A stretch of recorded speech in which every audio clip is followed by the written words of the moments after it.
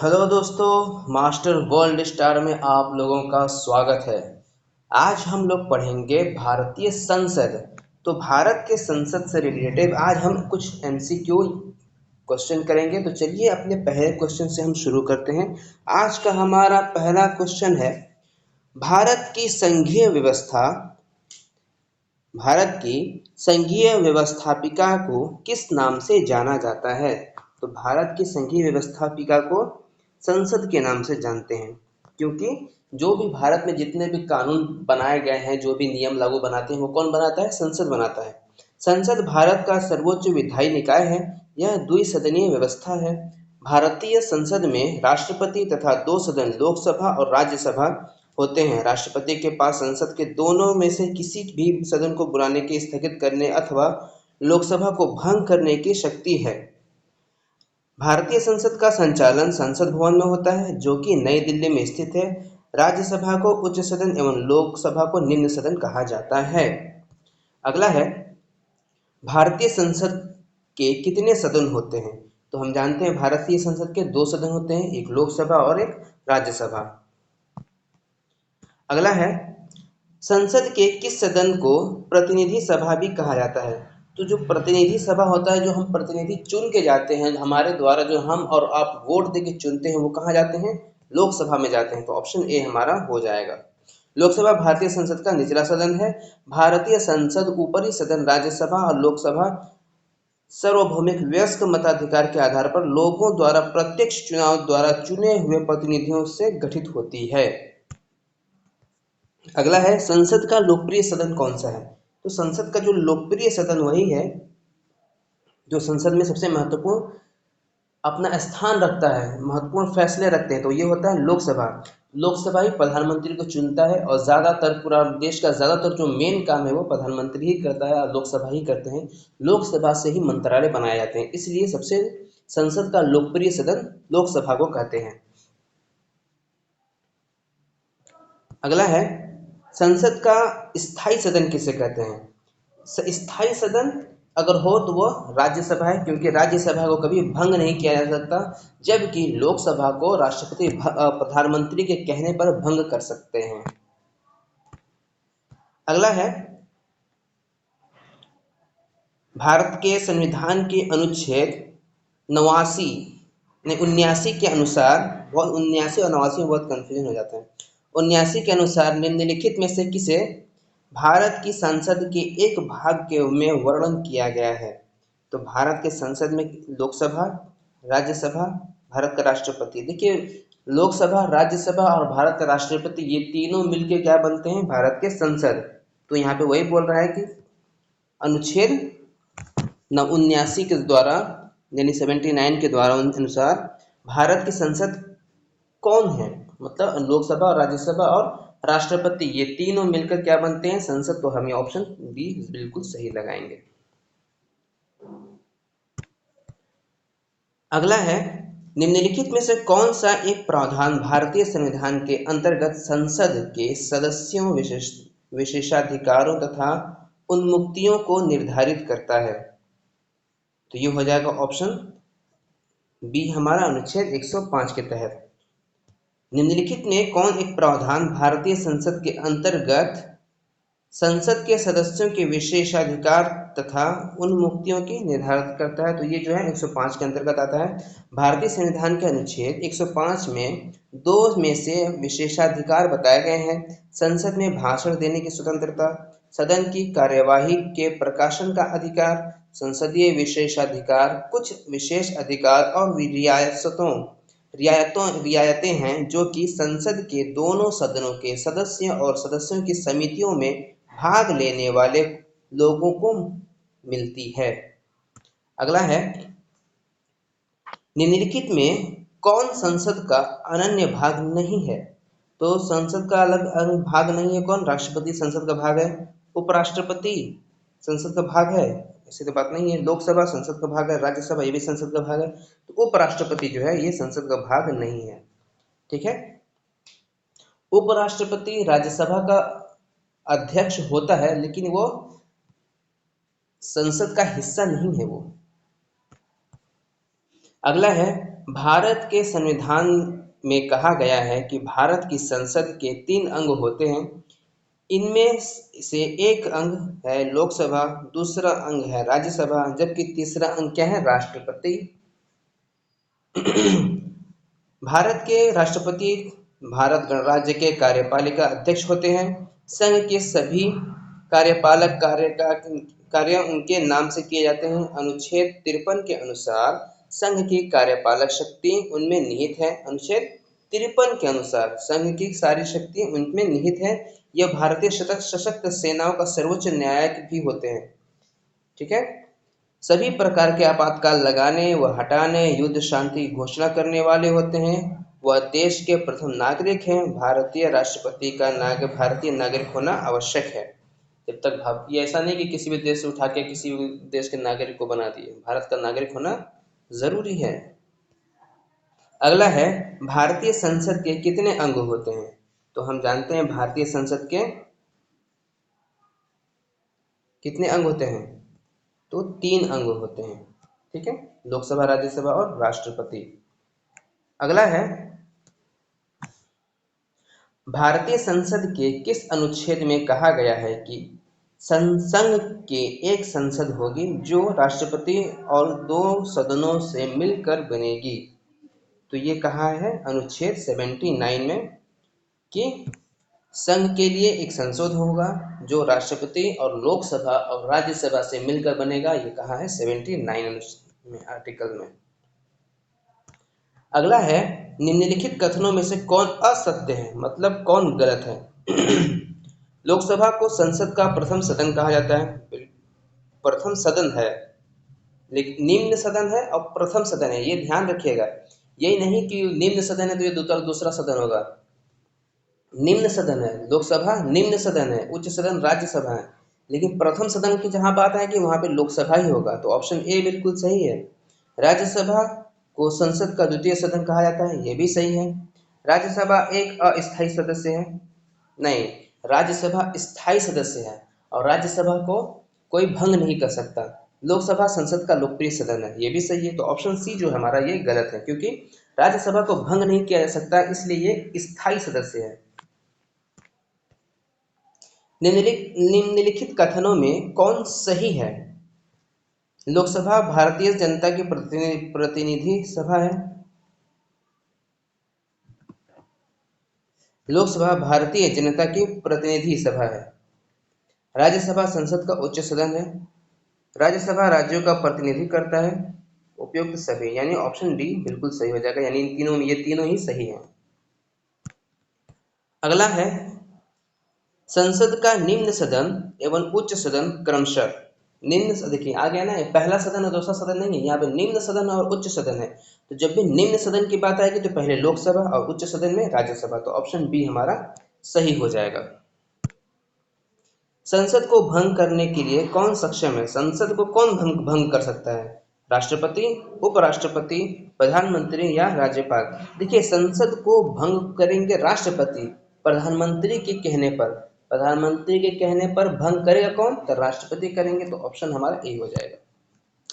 अगला है, भारतीय संसद की संप्रभुता प्रतिबंधित है। भारत के राष्ट्रपति की शक्तियों में न्यायिक समीक्षा से, विपक्षी दल के नेताओं से, भारत के प्रधानमंत्री की शक्ति से। देखिए, भारत की चीज जो संप्रभुता है ना, वो न्यायिक समीक्षा से है, तो ऑप्शन बी हमारा बिल्कुल सही होगा। भारतीय संसद की संप्रभुता न्यायिक समीक्षा से प्रतिबंधित है। इंग्लैंड, जहां पर संसदीय सर्वोच्चता का सिद्धांत लागू है, उसके विपरीत भारत में संसद शासन व्यवस्था लागू करते हुए भी संसदीय प्रभुता को स्वीकार नहीं किया गया है। मतलब कहने का मतलब ये, इंग्लैंड में संसदीय सर्वोच्चता का सिद्धांत लागू है, वहां पे जो को है संसद ही सर्वोच्च है, लेकिन यहाँ पे क्या है, न्यायिक समीक्षा उसका प्रतिबंध करता है। ठीक है, भारत में भले ही संसद को इंग्लैंड से लिया गया है, लेकिन उसकी ये बात को नहीं माना गया है कि भाई संसद ही सर्वोच्च है, संसद को सर्वोच्च नहीं रखा गया वहाँ पे। भारत में न्यायिक सर्वोच्चता के सिद्धांत को संविधान निर्माताओं द्वारा लागू किया गया है। अमेरिकी संघ की भांति भारत को सर्वोच्च न्यायालय तथा उच्च न्यायालय को संविधान के अनुच्छेद 13, 32, 137 तथा 226 के अंतर्गत संसद तथा राज्य विधानमंडल द्वारा बनाए गए कानून की संवैधानिक वैधता की न्यायिक समीक्षा करने का अधिकार प्राप्त है। न्यायिक पुनरावलोकन की इसी शक्ति से संसद की संप्रभुता, प्रतिबंध तथा समिति होता है। देखिए, इसमें कहने का मतलब ये है कि भारत को संसद को उच्च नहीं बनाया गया, क्योंकि ऐसा नहीं कि भारत का संसद कोई भी कानून बना दे तो भारत की जनता को मानना पड़ेगा, जैसा कि इंग्लैंड में होता है। लेकिन ये चीज़ भारत में नहीं है। संसदीय प्रणाली भले ही इंग्लैंड से ली गई है, लेकिन ये चीज़ नहीं है भारत में। भारत में यह है कि अगर संसद कोई कानून बना दिया है और जनता को पसंद नहीं है, तो जनता उस नियम के, उस कानून के खिलाफ सुप्रीम कोर्ट में याचिका दायर कर सकती है। जैसे अभी हाल फिलहाल में अभी वक्फ बिल पे हुआ है और फैसला भी, इसका अंतरिम फैसला आया है। अभी आधा आधा फैसला, लगभग आधा सरकार खुश है, आधा इसके याचिका दायर वाला करने वाले खुश हैं। तो जैसे यही है कि अगर आप संसद से खुश नहीं है तो आप याचिका दायर कर सकते हैं सुप्रीम कोर्ट में। लेकिन इंग्लैंड में ऐसा नहीं है। वहाँ पे अगर संसद ने जो फैसला कर दिया वो आखिरी फैसला है, वो मुहर लग जाता है। ठीक है, अगला देखते हैं, संसद के कितने सत्र होते हैं। तो हम जानते हैं संसद के ऐसे तो कई सारे सत्र होते हैं, लेकिन जिसमें बजट, मानसून, शीतकालीन, ये 3 प्रमुख सत्र होते हैं। ठीक है, और साल में कम से कम 2 सत्र होना ही है, 2 सत्र होना है भारत। अब देखिए, बजट जो है वो फरवरी से मई के बीच में होता है। मानसून सत्र जो है वो जुलाई से सितंबर में होता है, और शीतकालीन जो है वो होता है नवंबर से दिसंबर तक में। अगला है, संसद के 2 सत्रों के बीच अधिकतम कितना अंतराल दिया जा सकता है। तो संसद जो है वो 6 महीना से ज़्यादा की दूरी नहीं रख सकता, इसलिए ऑप्शन सी हमारा बिल्कुल सही होगा। अगला है, भारतीय संसद के दोनों सदनों की संयुक्त बैठक किस संबंध में होती है। तो संयुक्त बैठक जो है वो साधारण विधेयक में होगी। ऐसा नहीं कि संविधान संशोधन में संयुक्त बैठक हो जाए या वित्त विधेयक में हो जाए, भारत के उपराष्ट्रपति के चुनाव में भी हो जाए। जैसे अभी उपराष्ट्रपति का चुनाव हुआ है, इसमें ऐसा नहीं, जो साधारण विधेयक पेश होता है ना, वो हम जब पढ़ेंगे तो उसमें बताएंगे कि साधारण विधेयक और स्पेशल विधेयक क्या होता है, उसमें हम बताएंगे। तो साधारण विधेयक में ये चीज़ होता है, आगे हम लोग पढ़ेंगे इसके विधेयक के बारे में।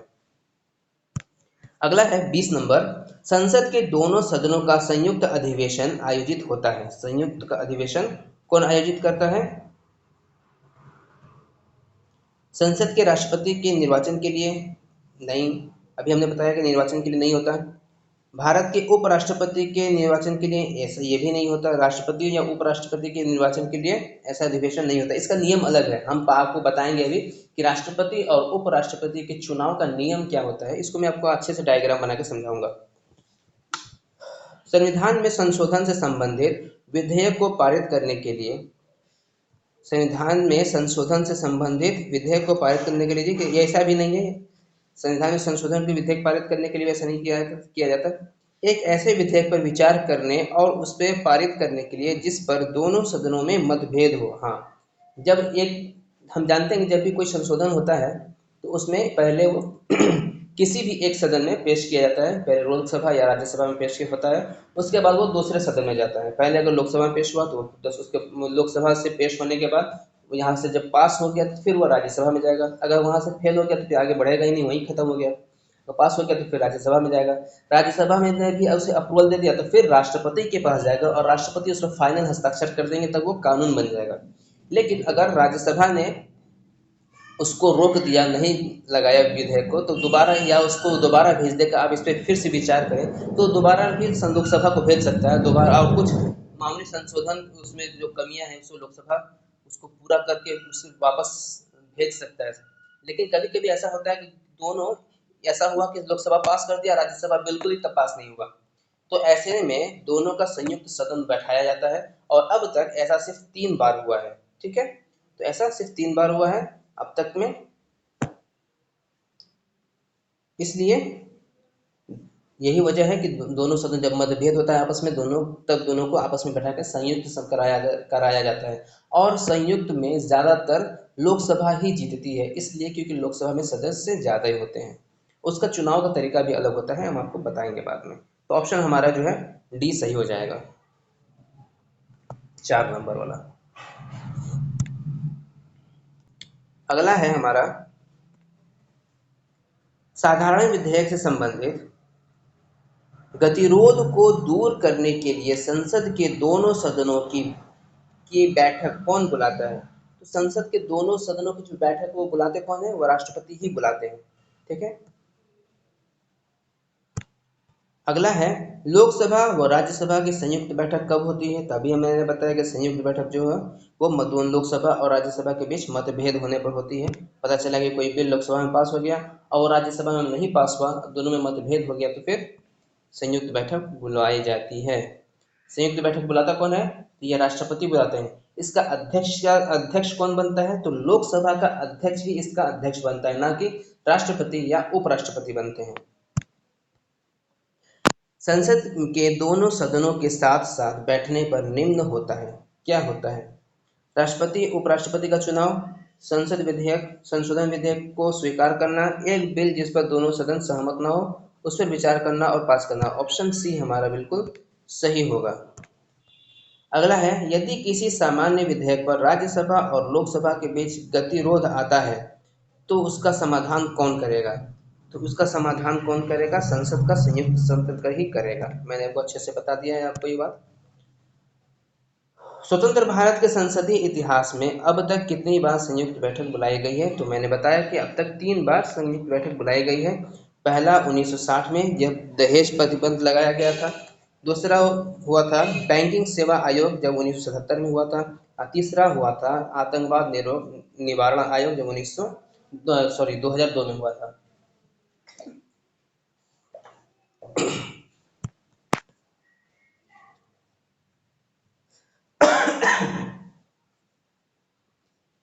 क्या राष्ट्रपति या उपराष्ट्रपति कभी संयुक्त अधिवेशन की अध्यक्षता करते हैं?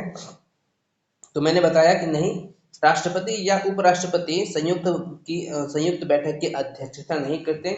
इसकी अध्यक्षता जो करते हैं वो लोकसभा के स्पीकर करते हैं, लोकसभा का अध्यक्ष करते हैं, इसलिए ऑप्शन हमारा बी सही हो जाएगा, कभी नहीं करते।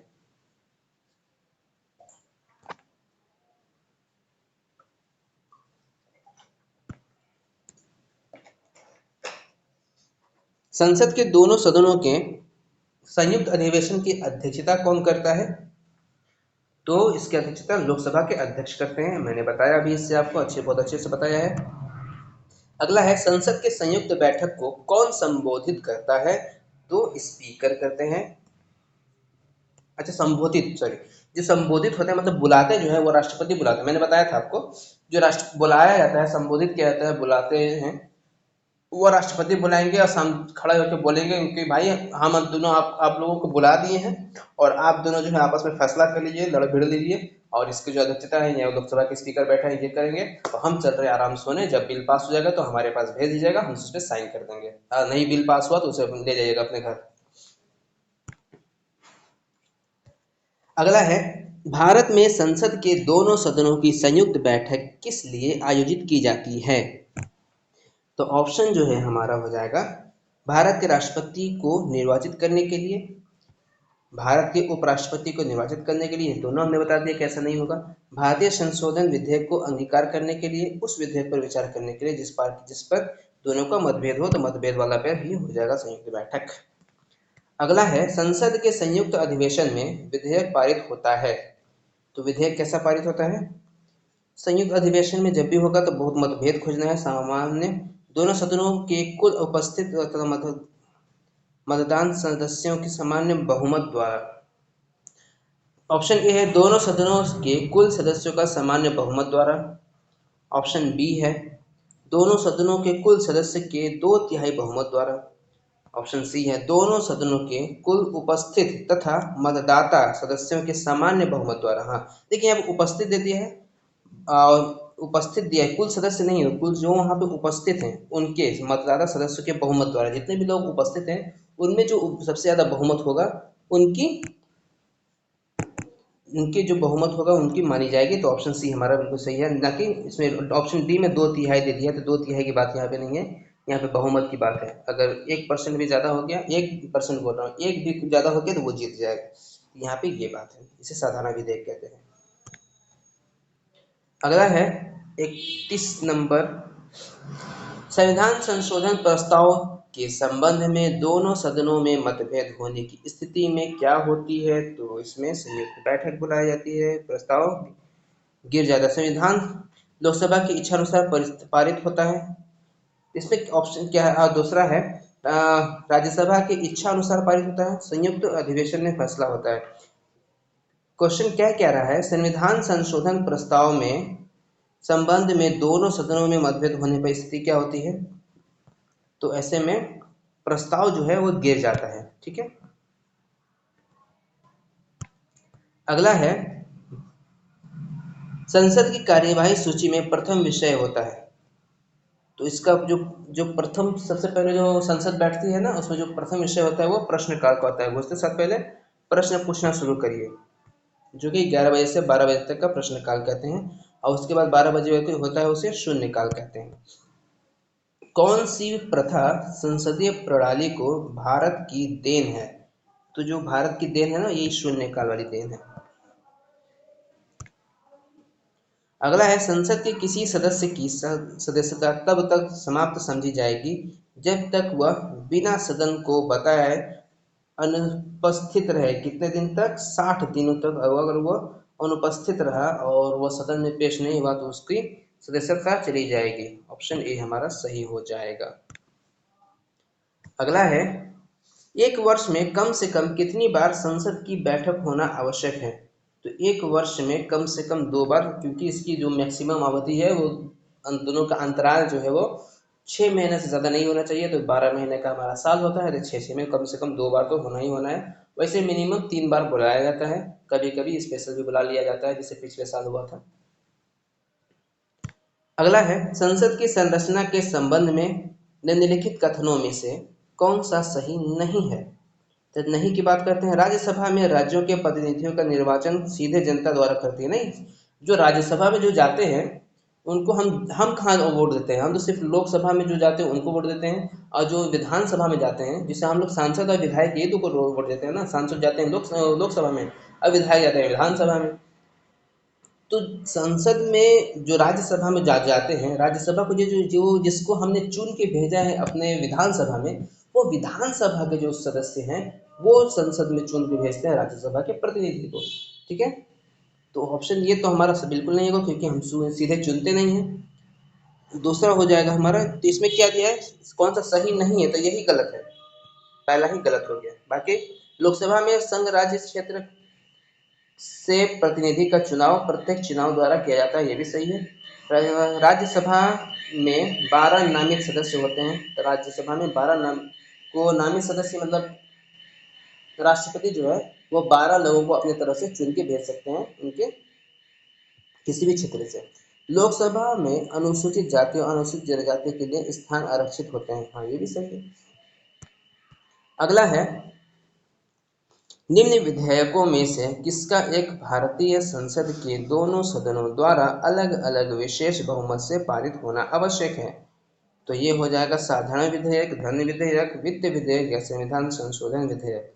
तो संविधान संशोधन विधेयक में भारतीय संसद के दोनों सदनों द्वारा अलग अलग विशेष बहुमत से पारित होना आवश्यक होता है। ठीक है, तो विशेष बहुमत द्वारा जो पारित होगा वो संविधान का संशोधन ही होगा। संविधान संशोधन का प्रस्ताव या विधेयक पुनः स्थापित करने के लिए राज्य राष्ट्रपति की पूर्व अनुमति की आवश्यकता नहीं है। संविधान संशोधक विधेयक संसद के किसी भी एक सदन में पारित होने के बाद वही विधेयक दूसरे सदन में उसी रूप में पारित होना चाहिए। दोनों सदनों में मतभेद और गतिरोध होने पर संविधान संशोधन विधेयक के लिए संयुक्त बैठक का प्रावधान नहीं है। इस स्थिति में प्रस्ताव गिर जाता है। अगर संविधान में संशोधन किया जा रहा है या दोनों में सदनों में मतभेद हो गया तो प्रस्ताव गिर जाएगा इसमें, क्योंकि हमने इससे पहले पढ़ा है कि संविधान संशोधन जो है वो स्पेशल मेजोरिटी के द्वारा किया जाता है। ठीक है, साधारण बहुमत में नहीं होया होता, इसे हम विशेष बहुमत कहते हैं। स्पेशल मेजोरिटी यानी इस विशेष बहुमत के साथ किया जाता है। तो जब भी विधेयक बुलाया जाता है संयुक्त बैठक, वो साधारण विधेयक बुलाया जाता है, और संविधान संशोधन जो है वो साधारण विधेयक से नहीं होता, स्पेशल विधेयक होता है इसमें। अगला है संसद के वेतन का निर्णय कौन कर सांसदों के वेतन का निर्णय कौन करता है? तो सांसद के वेतन का निर्णय संसद ही करता है। अपने अपने लोगों का कितना किसको के वेतन देना है ये संसद ही तय करता है। अगला है संसद के कुल सदस्यों का कितना भाग वैधानिक चैम्बर की मीटिंग बुलाने के लिए आवश्यक गणपूर्ति कोरम है? ठीक है, तो आवश्यक मीटिंग बुलाने के लिए कितना है? 1/10 सदस्य होने चाहिए, तभी तो हो पाएगा, वरना रद्द हो जाएगा। अगला है संसदीय प्रणाली वाली सरकार को अन्य किस नाम से जाना जाता है? तो इसे संघीय सरकार के नाम से भी जाना जाता है। ठीक है, जो संसद से चलते हैं सरकार उन्हें संघीय सरकार भी कहते हैं। अगला है भारत की संसद के बारे में निम्नलिखित में से क्या सही नहीं है? तो क्या सही नहीं है? राष्ट्रपति, लोकसभा और राज्यसभा से संसद बनती है। हाँ, ये शुरू में हमने पढ़ा है कि ये तीनों मिलकर संसद बनाते हैं। लोकसभा में मनोनीत सदस्य नहीं होते।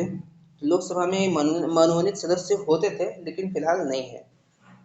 ठीक है, तो ऑप्शन डी हमारा बिल्कुल सही हो जाएगा, बी। अगला है संविधान लागू होने के बाद सर्वप्रथम त्रिशंकु संसद का गठन कब हुआ है? तो ये हुआ है 1989 में। ठीक है, संविधान लागू होने के बाद सर्वप्रथम त्रिशंकु संसद का गठन कब हुआ है? तो वो ये हुआ है 1989 में। देखिए त्रिशंकु संसद जो है ना, ये आपने नाम शायद नहीं सुना होगा, कुछ लोग सुने भी होंगे। त्रिशंकु संसद वो कहते हैं जब कोई एक जो पार्टी जो है वो पूर्ण बहुमत प्राप्त नहीं कर पाती, वो दो या दो से अधिक पार्टी मिलकर कोई अपना सरकार बनाते हैं, उसे क्या कहते हैं? त्रिशंकु संसद कहते हैं। सरकार की द्विदलीय संसद प्रणाली में एक त्रिशंकु संसद तब बनती है जब किसी के प्रमुख राजनीतिक दल या सहयोगी पार्टियों के समूह को सीटों की संख्या के अनुसार संसद में पूर्ण बहुमत प्राप्त नहीं होता। भारत में पहली बार त्रिशंकु संसद वर्ष 1989 में बनी थी।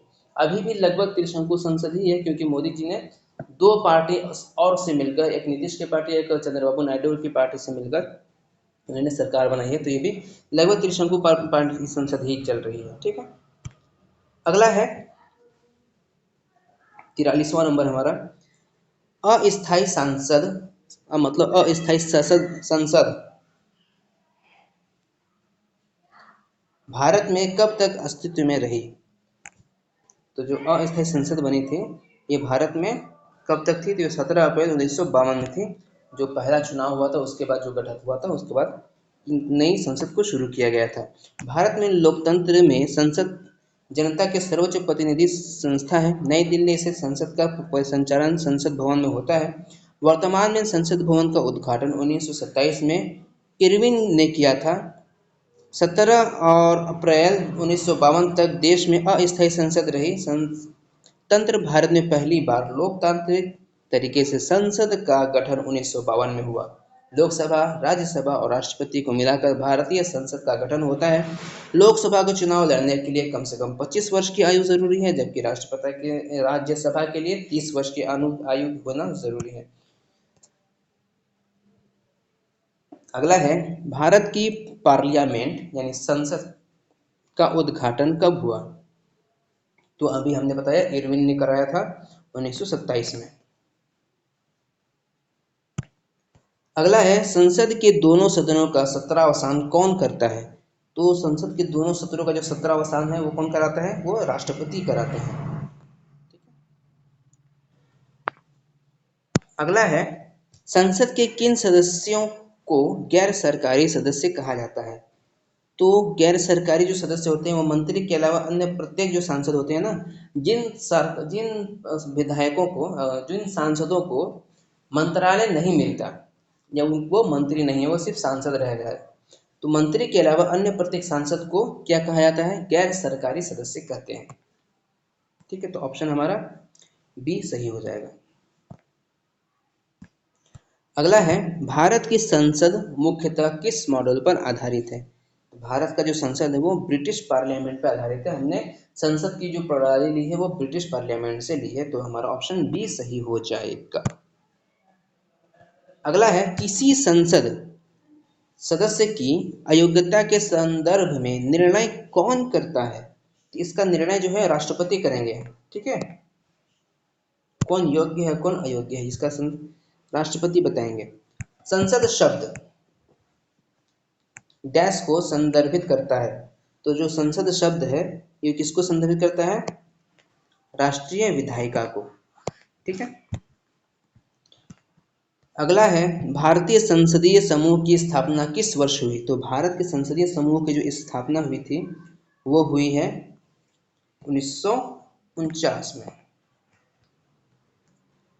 अगला है निम्नलिखित में से कौन पदाधिकारियों को हटाने में संसद की कोई भूमिका नहीं होती? उच्च न्यायालय के न्यायाधीशों को, उच्च न्यायालय के न्यायाधीशों को भी संसद ही हटाता है। ठीक है, उच्चतम न्यायालय के न्यायाधीश को उच्च न्यायालय या उच्चतम न्यायालय दोनों के सदस्यों को हटाने जो न्यायाधीशों को हटाने के लिए संसद ही उनके खिलाफ बिल लाती है, उनके खिलाफ प्रस्ताव लाती है। अध्यक्ष संघ लोक सेवा आयोग, अध्यक्ष लोक सेवा आयोग के हटाने के लिए संसद की कोई जरूरत नहीं है, इसे राष्ट्रपति अपने हटा लेते हैं। ठीक है, तो ऑप्शन 3 हमारा सही होगा। सिर्फ चौथा देखें नियंत्रक और महालेखा परीक्षक, नहीं ये भी नहीं है, तो ऑप्शन 3 हमारा सही हो जाएगा। तो ऑप्शन डी जो है वो 13 नंबर सही हो जाएगा हमारा।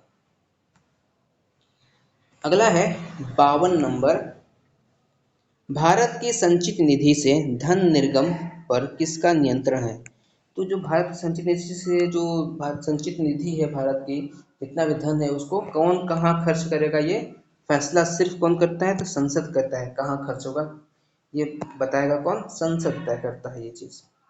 अगला है 53 नंबर, भारतीय संसद बनती है, भारतीय संसद केवल लोकसभा से, केवल तो नहीं, राज्यसभा लोकसभा के द्वारा नहीं, राज्यसभा लोकसभा राष्ट्रपति के द्वारा मिलकर बनेगा। तो ऑप्शन डी सही होगा। 54 नंबर है, भारत के संविधान में क्या कथित है? राष्ट्रपति संसद के किसी भी सदन का सदस्य नहीं होगा। ये कहाँ सदस्य, वह खुद अपने आप में एक संसद का है, तो उसमें सदस्य की बात ही नहीं है। संसद राष्ट्रपति और 2 सदनों से मिलकर बनेगी। तो ऑप्शन 2 सही होगा हमारा। तो ये ऑप्शन डी सही है। 55 नंबर है, भारत सरकार के निर्णय अनुसार संसद का एक सदस्य अपने क्षेत्र के विकासात्मक कार्यक्रमों हेतु कितनी राशि खर्च करता है? तो ये जो है कितनी का राशि खर्च करेगा? वो 5 करोड़ रुपया खर्च करता है एक सांसद अपने संसदीय क्षेत्र में। ठीक है, संसद का कौन सा सदन विवेकशील सदन के रूप में जाना जाता है? तो विवेकशील सदन के रूप में कोई जाना जाता है तो वो है राज्यसभा, क्योंकि इसे कोई भंग नहीं कर सकता। अगला है, भारतीय संसद के किस सत्र के दौरान अधिवेशन की अवधि कितनी हो सकती है? तो इसके अधिवेशन की जो अवधि है वो 6 महीने की होती है। अगला है, संसद की संयुक्त बैठक का अध्यापन किसके द्वारा किया जाता है? तो संयुक्त बैठक जो है ना वो लोकसभा अध्यक्ष करता है, मैंने शुरू में ही बता दिया है आपको।